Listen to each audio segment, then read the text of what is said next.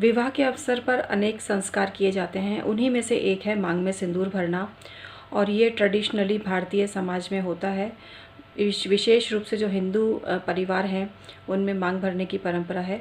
विवाह के अवसर पर जो मांग भरी जाती है वर के द्वारा, इसे सुमंगली क्रिया कही जाती है और ये बहुत ही शुभ मानी जाती है। सिक्के से कई जगह मांग भरी जाती है। मांग भरने के बाद में सारी ज़िंदगी सुहागन स्त्रियां अपनी मांग में सिंदूर को लगा कर रखती हैं।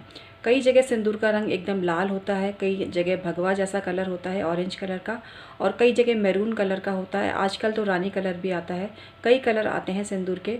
फैशन की हम बात ना करें तो लाल और सिंदूरी रंग का जो सिंदूर होता है वो बहुत ही शुभ माना जाता है।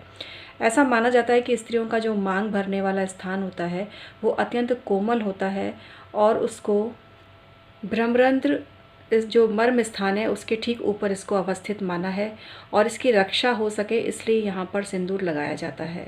इसकी स्थिति अधमी नामक मर्म स्थान के ठीक ऊपर मानी गई है।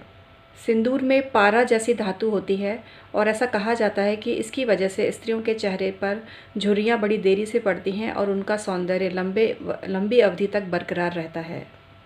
सिंदूर लगाने से बाहरी अदृश्य ताकतें और नकारात्मक शक्तियों से स्त्रियों की रक्षा होती है।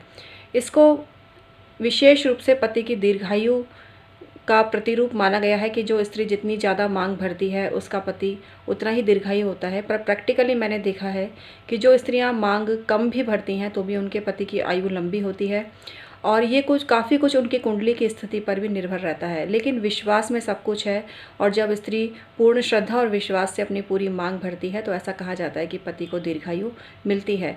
पति को दीर्घायु मिलती है वो एक अलग तथ्य है, लेकिन ये तो देखा गया है कि पति पत्नी का जो प्यार है वो बरकरार रहता है।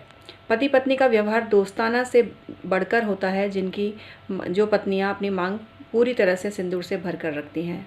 शास्त्रों में ऐसा कहा भी गया है कि स्त्री की अगर मस्तक रेखा पर कोई बुरी रेखा बन रही है या कोई दुर्भाग्य का योग बन रहा है तो सिंदूर लगाने से वो योग भी दूर हो जाता है और सुख सौभाग्य की वृद्धि होती है। इसके अलावा जो सिंदूर होता है वो कहीं ना कहीं जब डेली सिंदूर लगाया जाता है वहाँ पर प्रेशर दिया जाता है या बिंदी वगैरह लगाई जाती है, या स्त्रियों के अन्य गहने जिसको कि हम पायल या बिछिया बोलते हैं, उन सब का जो संबंध है एक्यूप्रेशर पॉइंट को एक्टिवेट करता है, जो स्त्रियों के गर्भाशय वगैरह को एक्टिवेट करते हैं और स्वस्थ रखते हैं। तो कुल मिला के स्त्रियों के जितने भी जो जेवर वगैरह हैं या जो भी सौभाग्य को बढ़ाने वाली चीज़ें हैं उनका कहीं ना कहीं उनके स्वास्थ्य से बहुत गहरा नाता है। पहले के जो लोग थे बहुत गुणी थे और उन्होंने हर चीज़ को धर्म से कनेक्ट किया जिससे कि उसकी पालना होती रहे और अवहेलना कोई ना करे। इसके पीछे यही रीज़न है।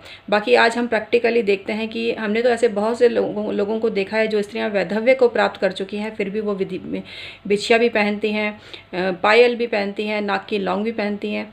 तो ये बहुत सी चीज़ आजकल बदल गई है, आप किसी को ये नहीं कह सकते। इसके अलावा हमने ऐसे बहुत सी महिलाओं को देखा जो भर कर मांग भरती हैं लेकिन उनके पति से संबंध उनके बिल्कुल भी अच्छे नहीं होते हैं, पति पत्नी में बिल्कुल भी प्यार नहीं होता है, लेकिन फिर भी वो मांग भरती हैं, अपना कर्तव्य का निर्वाह करती हैं। तो ये सब चीज़ें आज के संदर्भ में देखें तो काफ़ी बदलाव इसमें आ चुका है। बहुत से लोगों को आपने देखा होगा जो बिंदी नहीं लगाते हैं, मंगलसूत्र भी नहीं पहनते हैं, लेकिन फिर भी उनके पति से उनकी ट्यूनिंग बहुत अच्छी रहती है। मित्रों, लाइट चली गई है तो मैं आपसे क्षमा चाहूँगी, वीडियो मुझे बीच में ही रोकना पड़ रहा है।